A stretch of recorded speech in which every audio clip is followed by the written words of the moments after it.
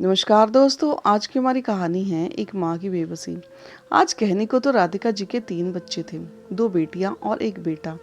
मगर इस ढलती उम्र में उनका साथ देने वाला कोई न था। देखते ही देखते उनकी पूरी जिंदगी दुखों में ही गुजर गई। राधिका जी से शादी करने से पहले उनका पति कमलेश पहले भी शादीशुदा था। मगर पहली शादी के कई सालों बाद भी उनका कोई बच्चा न हुआ, तो राधिका जी के पति यानी कि कमलेश जी पर दूसरी शादी के लिए उसकी पहली पत्नी सीमा दबाव डालने लगी। कमलेश जी ने दूसरी शादी के लिए मना किया, तो सीमा ने कमलेश जी की भावनाओं को चोटते हुए कहा कि आप अच्छे से जानते हैं कि मैं कभी माँ नहीं बन सकती। आखिर आप भी तो सोचिए कि इतनी जमीन जायदाद है, वह कौन संभालेगा। क्या ये सब आप अपने रिश्तेदारों और लोगों के लिए छोड़ देंगे? हमें भी वारिस चाहिए। अभी तो हम जवान हैं, लेकिन कल को अगर हम बूढ़े हो जाएंगे तो बुढ़ापे में हमें कौन संभालेगा। आप जरा ठंडे दिमाग से सोचिए। लोग और रिश्तेदार तो चाहते ही नहीं कि हमारी कोई संतान हो। वे तो इस ताक में बैठे हैं कि कब हम मरे और सब कुछ उनका हो जाए। उसकी बातें सुनकर कमलेश जी झुंझला गए और सीमा जी के सवालों का बिना कोई जवाब दिए काम पर जाने के लिए तैयार होने लगे। अब सीमा जी की यह रोज की बात हो चली थी। सीमा जी हर रोज कोई ना कोई ऐसी बात कर देती कि उनका पति कमलेश परेशान हो जाए और उसकी बात मानने के लिए हामी भर दे। इसी बात को लेकर दोनों में रोज बहस होने लगी। सीमा बहुत जिद्दी थी। वह तब तक उनके पीछे पड़ी रही जब तक कमलेश जी ने हाँ नहीं बोल दी। बस फिर क्या था, सीमा जी किसी ऐसे लड़के की तलाश में जुट गई जिसकी शादी वह अपने पति से करवा सके। काफी दिन बीत गए मगर कोई भी लड़की उनके दिमाग में नहीं आ रही थी जो उनके सूने घर में रौनक लगा सके, जिससे लोगों के मुंह बंद हो सके। अब घर का माहौल गहमा गहमी से भरा होने लगा। अब रोज एक ही बात सुन सुनकर कमलेश जी को भी औलाद की कमी पहले से अधिक खटकने लगी थी। रह रह कर उसे यही ख्याल सताने लगा कि उसके सभी मित्रों के घर में बच्चे हैं, मगर एक मैं ही बदनसीब हूँ जिसका घर आंगन अब तक सूना पड़ा है। कमलेश जी ने सीमा का इलाज भी बहुत करवाया मगर उसकी कोख हरी न हो सकी। डॉक्टरों के मुताबिक सीमा कभी मां नहीं बन सकती थी। उधर राधिका जी, जो कि सीमा की रिश्तेदारी में से तो थी ही, साथ ही सीमा की प्यारी सहेली भी थी। उसकी शादी के कुछ समय बाद ही उसके पति की एक सड़क हादसे में मृत्यु हो गई थी और वह अपने मायके में ही रहती थी। एक दिन बैठे बैठे सीमा के दिमाग में उसका ख्याल आया तो उसे लगा जैसे अंधेरी रात में जुगनू चमक उठे हों। शाम को जब कमलेश काम करके घर आया तो सीमा ने जल्दी जल्दी से 2 कप चाय बनाई और खुशी में झूमते हुए 1 कप चाय पति की ओर बढ़ाई और अपना कप लेकर उनके सामने बैठ गई। क्या बात है सीमा, आज बड़ी चहक रही हो, कुछ खास बात है क्या? कमलेश ने चाय की चुस्की लेते हुए कहा। बस फिर क्या था, सीमा ने अपने दिल की बात कहनी शुरू कर दी। आप जानते हैं ना मेरी सहेली राधिका को? हाँ जानता तो हूँ। क्या हुआ उसे? अरे कुछ नहीं हुआ उसे। क्या आपसे उसकी शादी की बात चलाकर देखें, अगर उसके घर वाले मान जाएं तो? सीमा की यह बात कमलेश को भी अच्छी लगी, मगर उसके घर वाले मान जाएंगे क्या? कमलेश ने उत्सुकता से सीमा से पूछा। मैं सुबह माँ जी से बात करती हूँ, जैसे तुम्हें ठीक लगे देख लो, बोलकर कमलेश लेट गया और सीमा रात के खाने की तैयारी करने लगी। खाना बनाने के बाद दोनों ने दिन भर की छोटी मोटी बातें करते हुए खाना खाया। फिर सीमा ने रसोई समेटी और दिन भर की थकान की वजह से बेड पर लेटते ही उसे नींद आ गई। सुबह उठकर सीमा ने घर के रोजाना के काम काज को निपटाकर माँ को फोन लगाया। थोड़ी देर इधर उधर की बातें करने के बाद उसने माँ से पूछा कि राधिका का रिश्ता कहीं हुआ कि नहीं। एक क्षण सांस लेते हुए माँ ने कहा, अभी तक तो नहीं। क्यों, क्या बात है? नहीं, मैं तो यूं ही पूछ रही थी, माँ ने निराशा से कहा। ऐसे में रिश्ते कहाँ मिलते हैं जल्दी, 1-2 जगह देखा मगर बात नहीं बन पाई। बच्चों वाले ही मिल रहे हैं। माँ, आप गलत न समझे तो मैं कुछ बोलूं? थोड़ा झिझकते हुए उसने कहा। हाँ बोलो ना, क्या कहना चाहती हो तुम? माँ, वो अगर आपके दामाद से। क्या कह रही हो सीमा? तुम्हें पता भी है कि तुम क्या बोल रही हो? अरे वो तेरा पति है, तू सोच भी कैसे सकती है? तू होश में तो है ना? माँ ने गुस्से से एक ही सांस में बोला, हाँ माँ, मैं अच्छे से जानती हूँ कि मैं क्या बोल रही हूँ। आप भी अच्छे से जानती है कि मैं कभी माँ नहीं बन सकती, और मैंने इनसे भी बात कर ली है। इन्हें भी कोई एतराज नहीं है। सीमा बोलते हुए बुरी तरह रो पड़ी। उसे रोता सुनकर माँ की आंखें भी भर आई। अच्छा बेटा, ठीक है, मैं बात करूंगी, मगर कल को जब उसके बच्चे होंगे तो कहीं ऐसा ना हो तेरे लिए कमलेश का व्यवहार बदल जाए या तुझे घर से निकाल दे। नहीं, ऐसा कुछ नहीं होगा, मुझे पूरा यकीन है इन पर।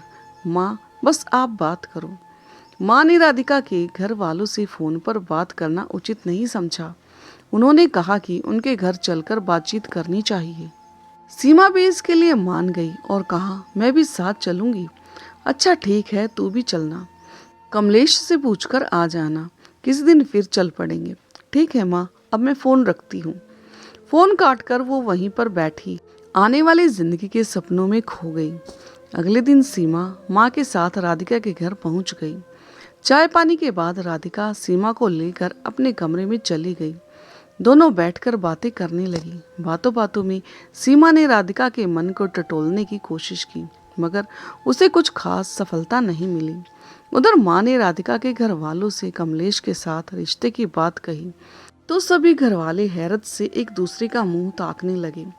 माँ ने अपनी बात को बहुत सलीके से सबके सामने रखा था, जो सबको अच्छी लगी थी, मगर राधिका की इस बारे में क्या प्रतिक्रिया होगी, अब ये जानना भी जरूरी था। शाम को सीमा और माँ घर वापस आ गई और सबको सलाह कर बताने के लिए बोल दिया। रात के खाने के बाद माँ और भाई ने राधिका से पूछा तो वह सजल आंखों से उनकी ओर देखने लगी। तो भाई ने प्यार से कहा, कोई जबरदस्ती नहीं है, अगर तुम नहीं चाहती तो कोई बात नहीं। राधिका कुछ बोल पाती उससे पहले ही राधिका की भाभी बोल पड़ी, इससे अच्छा रिश्ता और कहाँ मिलेगा भला? बच्चा भी नहीं है और सीमा इसकी इकलौती सहेली है। ये दोनों एक दूसरे को अच्छे से समझती भी हैं और सामने से वो खुद ही रिश्ता मांग रहे हैं। और क्या चाहिए, बाकी इसकी इच्छा है। इतना बोलकर राधिका पर एक तरह से फैसला थोप दिया गया। जैसे आप सभी को ठीक लगे कर लें। राधिका ने भरे हुए गले से जवाब दिया, तो बस फिर ठीक है। इससे पहले कोई गड़बड़ हो, कल बात पक्की कर देते हैं, भाभी ने लगभग उछलते हुए कहा। सब इस बात पर सहमत हो गए और सब अपने अपने कमरे में सोने चले गए, मगर राधिका की आंखों से तो नींद जैसे पंख लगाकर उड़ ही गई थी।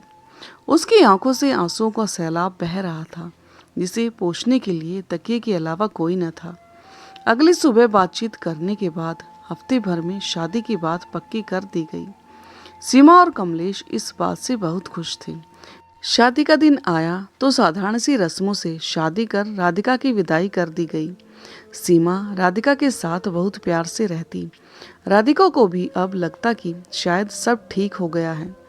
शादी के 3 महीने बाद जब राधिका के पेट से होने की बात पता चली तो सभी बहुत खुश हुए। घर में नया मेहमान आने वाला था। सीमा भी राधिका का बहुत ख्याल रखती। समय बीता और राधिका ने बेटी को जन्म दिया, जिसे पैदा होते ही सीमा ने अपनी देख रेख में रखा। राधिका को उसके पास नहीं आने दिया जाता था। जब पति कमलेश से राधिका कुछ कहना चाहती थी तो उसे वह कहता कि तुम मुंह बंद रखा करो, इसी में ही बच्ची की भलाई है, घर में ही तो है, कहीं ऐसा ना हो कि हमें बच्चे से हाथ धोने पड़े। राधिका भी डर के मारे चुप तो हो जाती, मगर खुद को ठगा सा महसूस करती। राधिका बेटी को गोद में उठाने के लिए तरसती रहती, मगर सीमा उसे पास न फटकने देती। कभी कभार चोरी छुपे दुलार लेती, फिर अकेले में बैठ घंटों अपनी बदनसीबी पर रोती रहती, मगर अपना दर्द किसे सुनाती? कोई भी तो नहीं था जो उस बदनसीब माँ की ममता को समझ पाता। दूसरी बार फिर से उसने बेटी को जन्म दिया तो सोचा इस बार तो बच्ची उसके पास रहेगी। बड़ी बेटी को सीमा मेरे पास नहीं आने देती।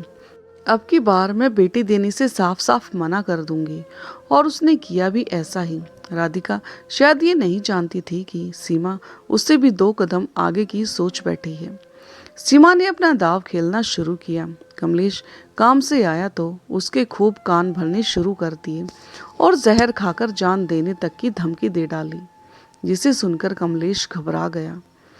उसने राधिका की मिन्नत की कि बेटी सीमा की गोद में डाल दो, नहीं तो पूरी बिरादरी में हमारी थूथू हो जाएगी।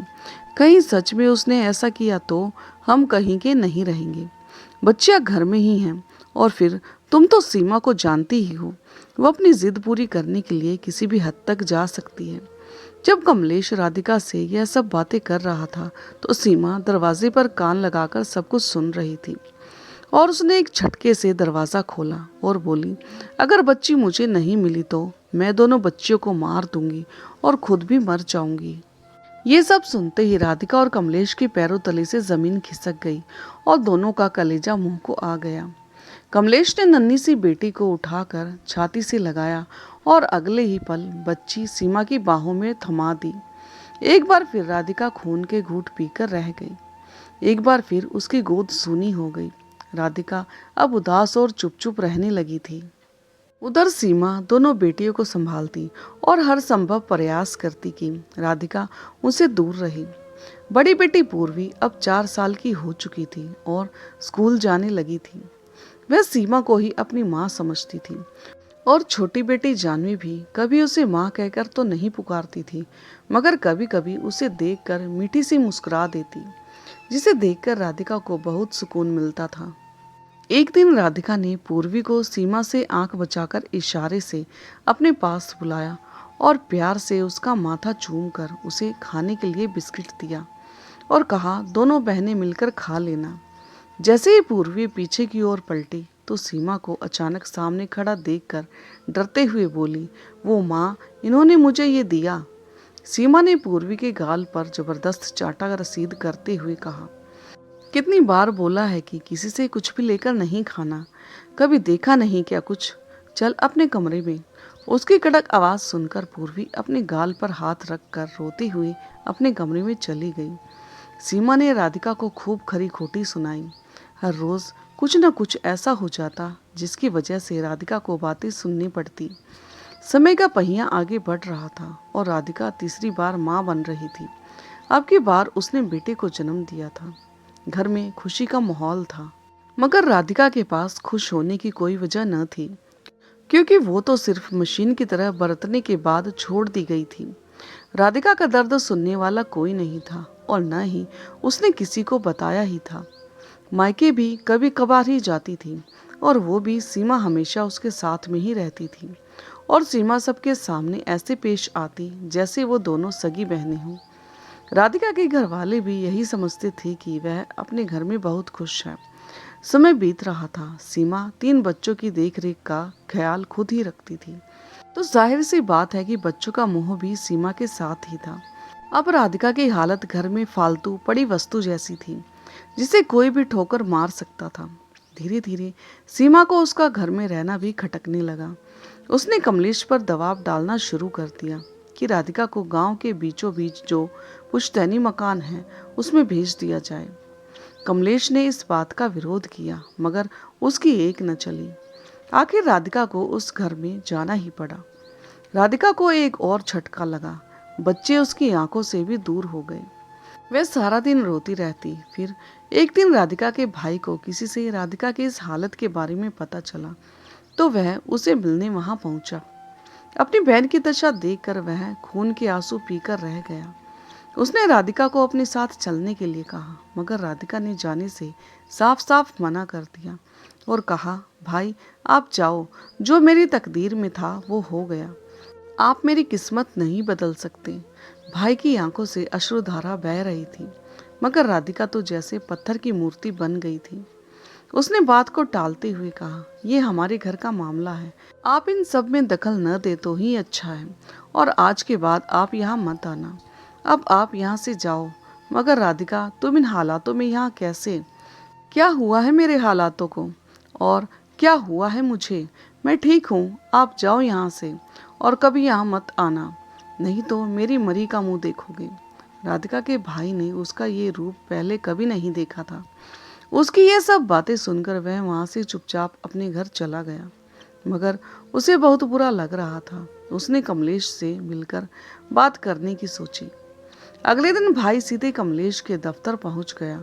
उन्होंने जब कमलेश से बात की तो पता चला कि कमलेश की हालत चक्की के दो पाटों के बीच फंसे दाने जैसी है, क्योंकि सीमा उसे तरह तरह की धमकियां देती रहती थी। एक दिन तो उसने हद ही कर दी। कमलेश को साफ शब्दों में कह दिया कि अब वह राधिका को तलाक दे दे।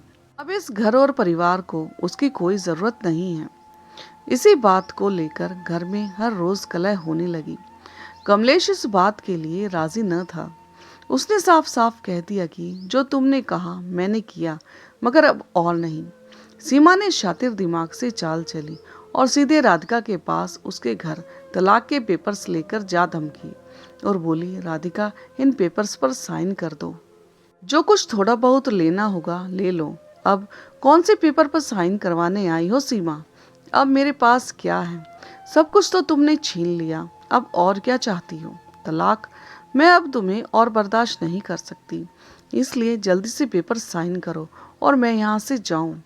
राधिका ने उसके हाथ से पेन और पेपर पकड़े और साइन कर पेपर उसके हाथ में थमाते हुए कहा, अब जाओ यहाँ से तुम। मुझे क्या दोगी तुम? तुमने तो खुद मेरे सबसे बड़ी दौलत मेरा परिवार भी मुझसे छीन लिया है। मुझे तुम्हारे धन दौलत की कोई ज़रूरत नहीं है। कमलेश को सच में बहुत बुरा लग रहा था। कमलेश राधिका के लिए बहुत चिंतित था। मैं अब आपको उसके साथ और नहीं बांट सकती। आप केवल मेरे हो, बस। मुझे और कुछ नहीं कहना, सीमा बोली। अरे सब कुछ तेरा ही तो था। उस गरीब के पास क्या था? भगवान से डर, कुछ तो सोचा होता उस बदनसीब के बारे में। बच्चे तक तो तूने छीन ली, और तो बच्चों के दिल में भी उसके खिलाफ जहर घोलती रहती है। तुम किस मिट्टी की बनी हुई हो सीमा? कमलेश गुस्से से लाल पीला हो रहा था, मगर सीमा पर उसका कोई असर नहीं था। कमलेश ने गुस्से में रात्रि का भोजन भी नहीं किया। सुबह होते ही कमलेश राधिका को मिलने उसके घर पहुंच गया। राधिका की हालत देख कमलेश का कलेजा मुंह को आ गया। घर खुला हुआ पड़ा था। वह फर्श पर पड़ी थी और बाल बिखरे हुए थे। लग रहा था वो रात भर नहीं सोई थी। राधिका, ये क्या हालत बना रखी है तुमने अपनी? कमलेश की आवाज़ सुनते ही राधिका भागकर कमलेश से लिपट कर रोने लगी। आज मेरा सब कुछ लुट गया। मेरे बच्चे मुझे लौटा दो। मैं उन्हें लेकर यहाँ से दूर कहीं चली जाऊंगी, प्लीज। कहते कहते वो बेसुध हो गई। कमलेश भागकर अंदर से पानी लाया और उसके चेहरे पर छींटे मारे तो राधिका को सुध आई। राधिका, खुद को संभालो। कमलेश ने उसे नीचे से उठाकर कुर्सी पर बिठाया और पानी का गिलास उसे थमाते हुए पूछा, तुमने तलाक के पेपर्स क्यों साइन किए? एक बार मुझसे तो पूछ लिया होता। पूछने से क्या होता? होना तो वही था जो आज तक होता आया है। इस बात का कमलेश के पास कोई जवाब नहीं था। थोड़ी देर चुप रहने के बाद कमलेश बोला, तुम चिंता मत करो, मैं तुम्हारा साथ कभी नहीं छोड़ूंगा। भले ही तुमने तलाक के पेपर साइन कर दिए हो, मेरे लिए तुम अभी भी मेरी पत्नी हो। मैं तुम्हें तलाक नहीं दूंगा। राधिका एकटक बिना कुछ बोले कमलेश को देखती रही। कमलेश राधिका का हाथ पकड़कर बोला, अब उठो और कुछ खाने के लिए बना लो, मैं भी खाऊंगा, बहुत भूख लगी है। राधिका ने बेमन से उठकर खाना बनाया और फिर दोनों ने मिलकर खाना खाया। खाना खाने के बाद कमलेश सीमा और बच्चों के पास गांव से बाहर बने आलीशान मकान में आ गया। इसी खींचातानी में सबकी जिंदगी गुजर रही थी। कमलेश महीने में एक दो बार राधिका के पास आ जाता और उसकी ज़रूरत का सामान दे आता था। बच्चे बड़े हो रहे थे। पूर्वी और जानवी कभी कभी चोरी छुपे राधिका को मिलने आ जाती थी, मगर बेटा सोनू कभी नहीं आता था।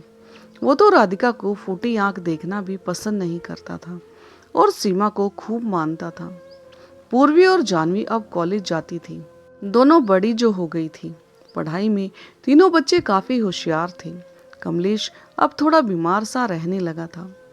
रिटायरमेंट भी नज़दीक आ रही थी और पूर्वी भी शादी लायक हो गई थी।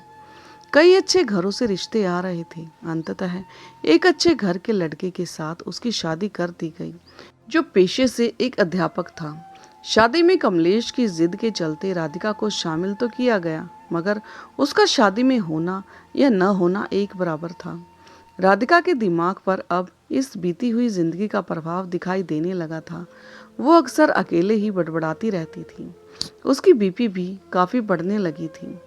वो ढंग से खाना भी नहीं खाती थी। कभी कभी तो पूरा दिन ही वो बेड पर पड़ी रहती थी। आस पड़ोस के लोग उसे कभी कभी खाने को दे जाते थे। कमलेश और सीमा को उसकी इस हालत के लिए कोसते। उधर एक दिन कमलेश अचानक हृदयघात के कारण चल बसा, जिसका राधिका के दिमाग पर गहरा प्रभाव पड़ा। उसकी हालत बद से बदतर हो गई, मगर ऐसा भी नहीं था कि वो बिल्कुल पागल थी। कभी कभी वो अच्छी भली होती थी। जब बेटे को नौकरी मिलने की खबर उसे मिली तो वो बहुत खुश हुई। अड़ोस पड़ोस सबको उसने बड़े चाव से बताया कि मेरा बेटा अफसर बन गया है। गली से गुजरते हुए एक बुजुर्ग के मुंह से अनायास से निकल गया, वाह रे ऊपर वाले तेरे खेल निराले। एक बदनसीब माँ ममता और दूसरी ओर नालायक औलाद, जिसने कभी इस बदनसीब माँ की ओर झांकने की भी जरूरत महसूस नहीं की। कमलेश की मौत के 2 साल बाद जानवी और सोनू की भी शादी हो गई। पूर्वी और जानवी भी कॉलेज में प्रोफेसर की नौकरी करती थी। सब अपनी जिंदगी में व्यस्त थे। वो जब मायके आती तो राधिका से भी मिलती थी, मगर सीमा और सोनू से चोरी छुपे। दामाद भी मिलने आते, मगर इस बात की भनक सीमा और सोनू को न जाने कहां से लग गई कि सोनू ने सख्ती से सबको उससे मिलने से मना कर दिया। सीमा ने भी बहुत बुरा भला कहा, जिसे सुनकर दोबारा किसी की हिम्मत नहीं हुई उस शाही फरमान को तोड़ने की। एक दिन राधिका का बीपी इतना बढ़ गया कि वो गली में चलते चलते गिर गई। लोग उसे उठाकर अस्पताल ले गए और बेटे को भी किसी ने बताया कि तेरी माँ अस्पताल में है, मगर उस पर कोई असर ना पड़ा। उसने अस्पताल जाने से यह कहकर मना कर दिया कि राधिका उसकी माँ नहीं है। राधिका को अस्पताल में देखने वाला कोई न था और ना ही उसके पास इलाज के लिए कोई रकम थी। लिहाजा उसे अस्पताल से बाहर निकाल दिया गया और उसकी हालत इतनी खराब हो चुकी थी कि उसे अपनी कोई सुध बुध भी नहीं थी। वो वहीं बाहर एक बेंच पर बैठे बैठे अकेले ही बड़बड़ा रही थी। सुबह से शाम हो गई। कपड़ों में ही मलमूत्र होने की वजह से मक्खियां भिनभिनाने लगी थी। आते जाते लोग उसे देखकर मुंह सिकोड़ कर देखते हुए निकल जाते। ऐसे ही 2 दिन निकल गए। तीसरे दिन शाम को एक सज्जन पुरुष को उस पर दया आ गई। पहले राधिका से बात करने की कोशिश की, मगर राधिका ने उसकी किसी भी बात का जवाब नहीं दिया। तो उसने अपने फोन पर एक आश्रम का नंबर डायल किया और उन्हें राधिका के बारे में बताया। कोई 1 घंटे बाद आश्रम के लोग आ गए। उन्होंने भी उससे बात करने की कोशिश की, मगर उन्हें भी कोई सफलता नहीं मिली। उसे खाने के लिए बिस्किट का पैकेट दिया गया। पैकेट पकड़ते ही वो बिलक बिलक कर रोने लगी। क्या हुआ माँ, क्यों रो रही हो आप? आश्रम की टीम के मेंबर प्रताप सिंह ने पूछा। तो राधिका धीरे से बोली, मेरे बेटे को मार डाला। किसने माँ? फिर उसने पूछा। तुमने। जज ने फांसी की सजा सुनाई। तुमने तलवार से उसका सिर काट दिया। ये देख मेरे बेटे का धड़ और वो देख उसका सिर, कैसे तड़प रहा है मेरा बेटा। तो खूनी है, सत्यानाश हो तेरा। वो रोते हुए निरंतर गालियां दे रही थी। प्रताप सिंह ने प्यार से कहा, माँ मैंने तेरे बेटे को नहीं मारा। चल तुझे तेरे बेटे से मिलवाता हूँ, वो जिंदा है। राधिका रोते रोते एकदम से चुप हो गई और बोली, सच में?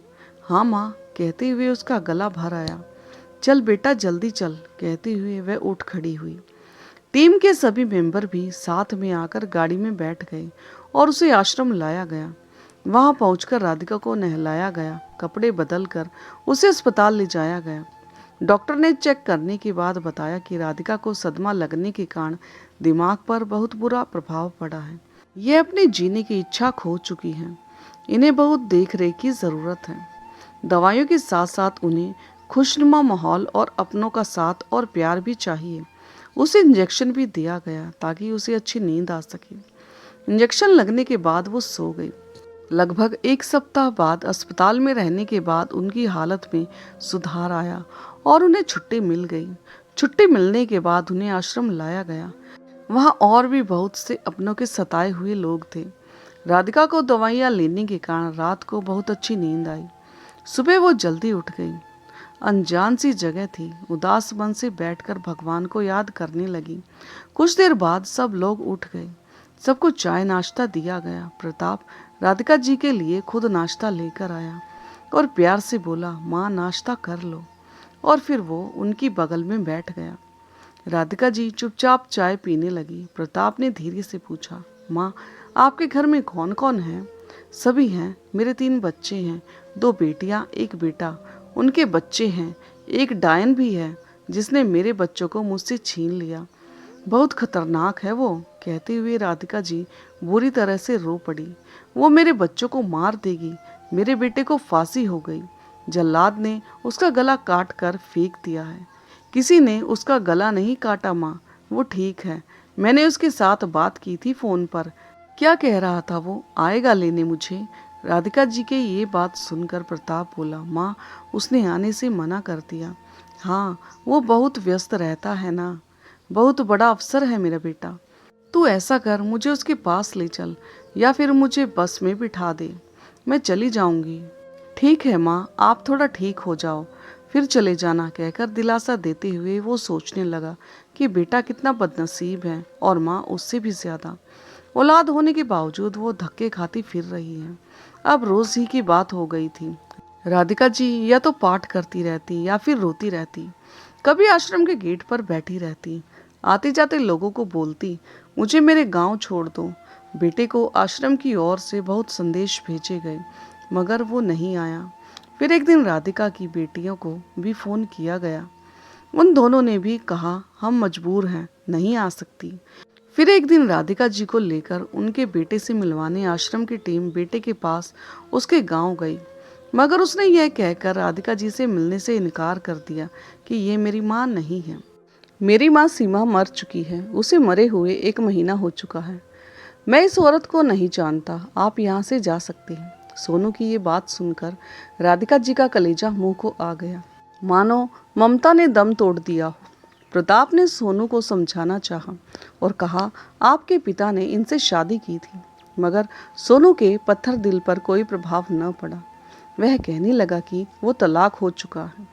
हमारे पास सबूत है। अगर इसे थोड़ा सा भी लगाव होता तो ये हमारे पिता को तलाक नहीं देती, हमें खुद पालती। मगर इसने अपनी जिम्मेदारी से मुंह फेर लिया। जिसने हमें पाला पोसा, एक माँ होने की जिम्मेदारी निभाई, वही मेरी माँ है। आप लोग यहाँ से चले जाओ, ये औरत किसी की माँ नहीं हो सकती। उधर उसकी ये बातें सुनकर राधिका जी के कान फटने लगे। इतना जहर घोल दिया है सीमा ने इनके दिल में मेरे लिए। गली में काफी लोग इकट्ठे हो चुके थे। प्रताप ने इनसे बात करनी चाहिए मगर कोई भी बोलने को तैयार नहीं हुआ। इतने में राधिका जी ने प्रताप को बाजू से पकड़ा और कहा, चलो बेटा।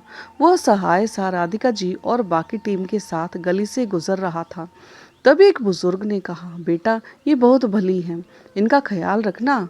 पता नहीं कौन से गुनाहों की सजा दी ऊपर वाले ने इन्हें, जो माँ होकर भी माँ नहीं। कहते हुए उनका गला भर आया। प्रताप ने बगैर कुछ भी बोले हाथ जोड़े और राधिका जी को गाड़ी में बैठाकर वापस आ गया। अब राधिका जी गुमसुम सी बैठी रहती, किसी से कोई शिकायत न करती, पाठ करती या फिर बैठे बैठे रोती रहती। ज्यादा रोने से आंखें भी खराब होने लगी। अब वो प्रताप को भी बद्दुआएं नहीं देती थी। जब वो उससे बात करता तो आराम से जवाब देती। एक दिन अचानक राधिका जी को दौरा पड़ा, उसे अस्पताल ले जाया गया। वहाँ डॉक्टर ने बताया कि दिमाग पर काफी तनाव होने की वजह से यह सब हुआ है। कभी भी कुछ भी हो सकता है, इन्हें इस समय अपनों की बहुत ज़रूरत है। कुछ दिन बाद अस्पताल से छुट्टी मिल गई।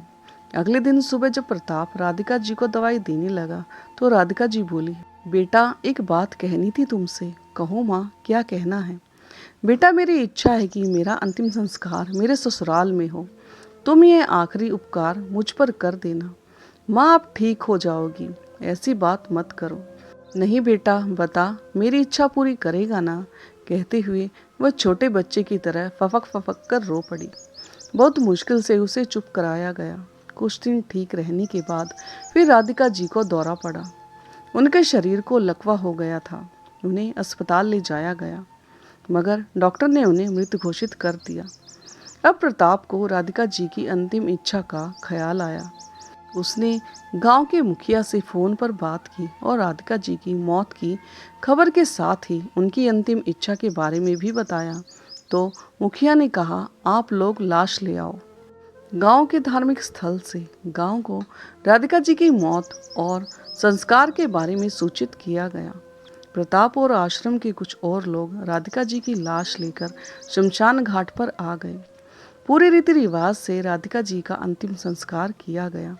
प्रताप ने चिता को मुखाग्नि दी। सबकी आंखें नम थी। चिता की आग की लपेट आसमान की तरफ ऐसे उठ रही थी मानो आखिरी समय राधिका जी बेटे को देखना चाहती हो। गांव के जितने भी लोग थे शमशान घाट में आए। सबकी जुबान पर एक ही बात थी, बहुत सब्र वाली थी बेचारी। औलाद को जिंदा रखने के लिए बदनसीब ने अपनी ममता का ही बलिदान दे दिया। चिता की अग्नि शांत हो चुकी थी। आज एक माँ की मृत्यु नहीं हुई थी, आज एक स्वार्थहीन ममता भी दम तोड़ चुकी थी। तो दोस्तों, आपको ये भावुक और प्रेरणादायक कहानी कैसी लगी और कहानी का कौन सा हिस्सा आपके दिल को छू गया, कमेंट करके ज़रूर बताएं। और हाँ, यदि चैनल पर नए हो तो चैनल को लाइक, सब्सक्राइब और शेयर करना ना भूलें। तो मिलते हैं एक नई कहानी के साथ, तब तक के लिए धन्यवाद।